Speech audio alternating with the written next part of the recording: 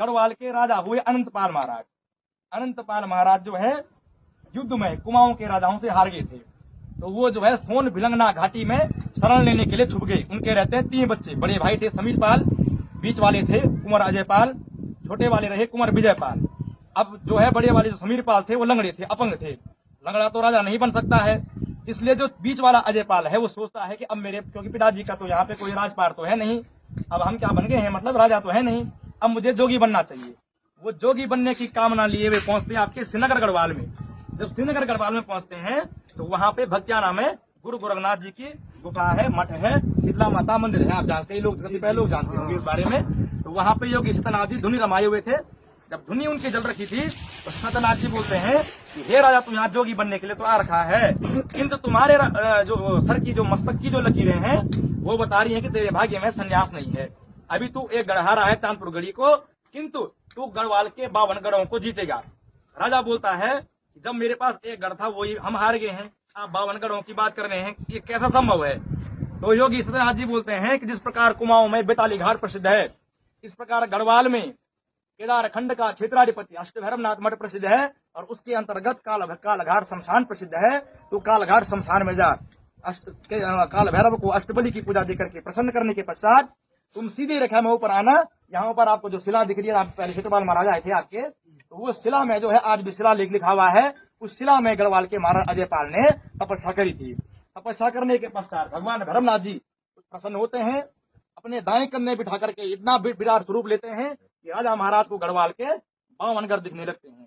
जब 52 गढ़ दिखते हैं तो भगवान भैरवनाथ जी बोलते हैं, आज के बाद तू जहां भी युद्ध करेगा तेरे पास केवल 100 सैनिक हैं, लेकिन ये 100 लाख के बराबर हैं, क्योंकि तेरे पास मेरे वीर हैं, 54 की चिड़ी 52 के वीर हैं, जिसपे मेरी कृपा हो गई।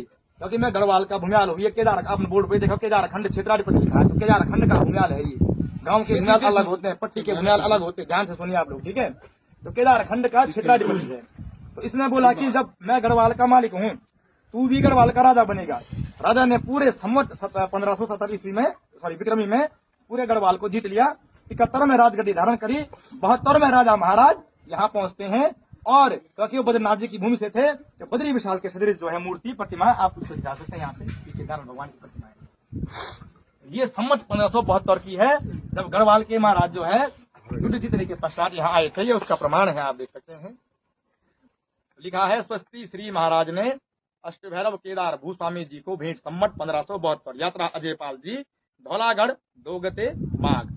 ये शालिग्राम की प्रतिमा है भगवान बद्री विशाल की, यहाँ पर ये चढ़ाई गई थी गढ़वाल के महाराजा अजय पाल के द्वारा, और ये उन्हीं की, हमारे पूर्वजों की ही तलवार है, राजाओं की तलवार है, इसलिए आपको दर्शन कराएंगे। और बाकी जो है ये परंपरा के अनुसार सबसे पहले जब बाहर आते हैं स्वागत करने के लिए, कोई चंडी का हो तो नारायण रहते हैं, बाल स्वरूप में भगवान विष्णु रहते हैं।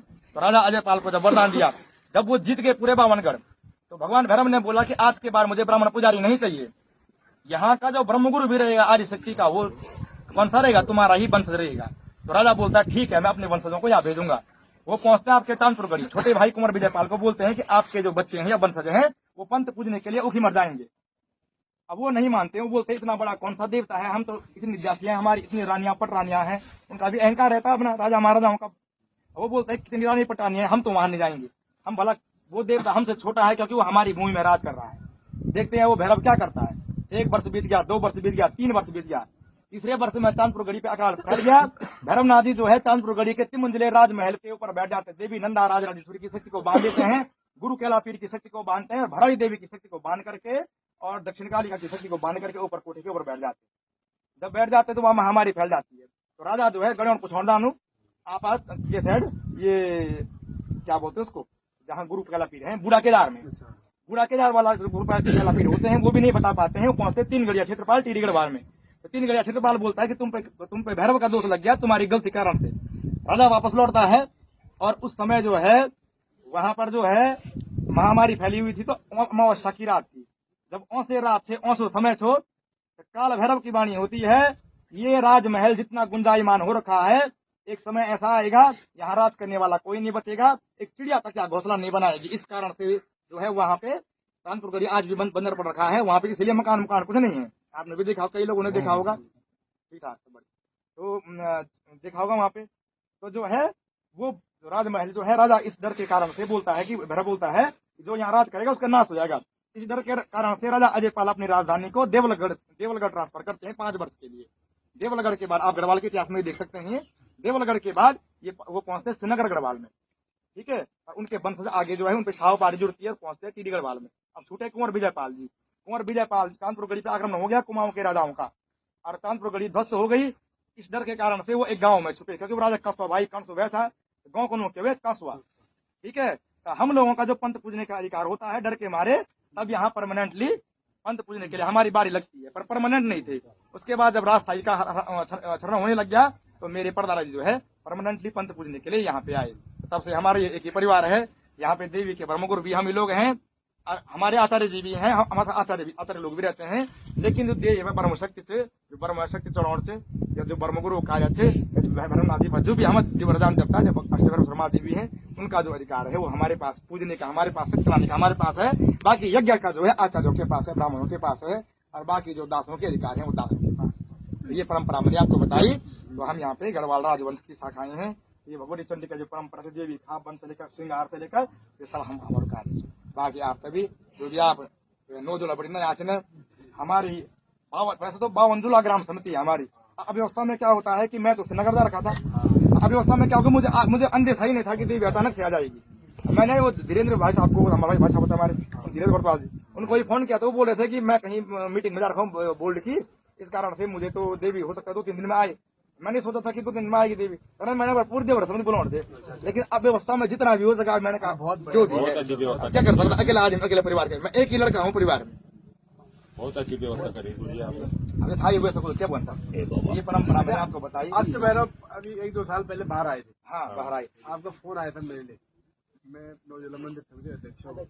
अच्छा नारी आपने ये बोला था मेरे से कि नारी भगवती नहीं बोली बहराई, यहाँ से किसी का फोन आया था। अच्छा अष्टभैरव भैरव पर अगस्त हम ठहर रहे थे वहाँ, आप अगस्तपुरी तक आए केवल। हाँ हमारे यहाँ नहीं है ना। इस बार है वहाँ का दीवारा। अब जब तक ये वेश हो गया लास्ट में भैरव ना, अच्छा अच्छा अच्छा, चंडिका की दीवार अलग होती है, देवता की अलग होती है। वो तो बीच में क्या हुआ कि जब चंडिका का भयंकर दोष हो गया, अब क्योंकि देवी है 22 गाँव की, 22 गाँव का ठिकाना बहुत मुश्किल है।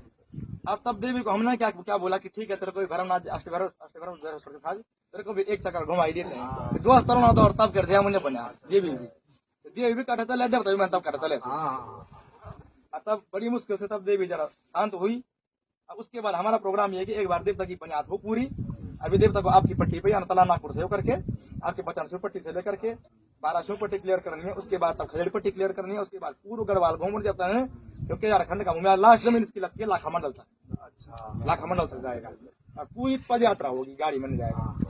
तो वो उसकी परंपरा है। तो 1200 पट्टी से लेकर के धारा अग्रिय पट्टी टीडी से लेकर के जो भी है 2.5 जुली पट्टी पौड़ी से लेकर के सारा क्लियर करके तब देवता विराजमान हो जाएंगे। उसके बाद तब हमारे चंडिका बना ये परंपरा। बोलो बाबा अष्टभैरव की